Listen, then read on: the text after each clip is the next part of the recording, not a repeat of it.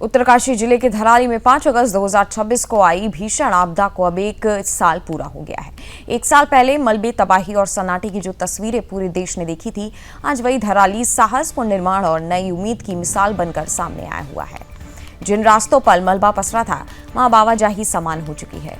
उजड़े बाग बगीचे फिर से हरे हो रहे हैं और लोगों की जिंदगी दोबारा पटरी पर लौट रही है। धराली, हर्षल और भटवाड़ी क्षेत्र में सड़क, बिजली, पेयजल और अन्य मूलभूत सुविधाएं बहाल कर दी गई हैं। खेतों में फिर फसल लहरा रही हैं और स्थानीय लोगों की आजीविका को दोबारा मजबूत करने के लिए कई कदम उठाए गए हैं। सरकार के अनुसार पिछले 1 साल में भागीरथी घाटी में 33 करोड़ रुपए से ज्यादा खर्च किए गए हैं।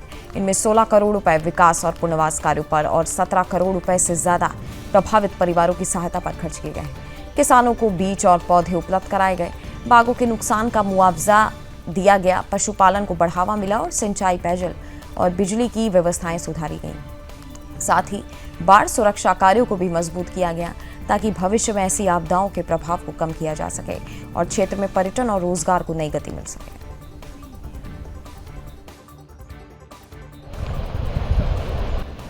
लगभग 33 करोड़ रुपए की वहाँ पर पुनर्वास तथा अन्य विभागों के माध्यम से बिजली है, सिंचाई है, लोक निर्माण व पुनर्निर्माण है और इस प्रकार से अनेक पशुधन, सिंचाई, उद्यान विभिन्न विभागों के अंतर्गत कार्य योजना बनाई गई थी। जो कार्य योजनाओं को लगातार उन पर कार्य हो रहा है, जिसमें 15 करोड़ के करीब तो पुनर्वास के लिए और 17 करोड़ रुपये योजनाओं के माध्यम से लाभांश देने के लिए आर्थिक सहायता के रूप में वहाँ पे गए हैं।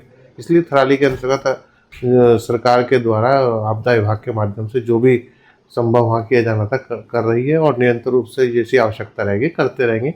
माननीय मुख्यमंत्री जी के नेतृत्व में लगातार सरकार सजग है। आज भी चूँकि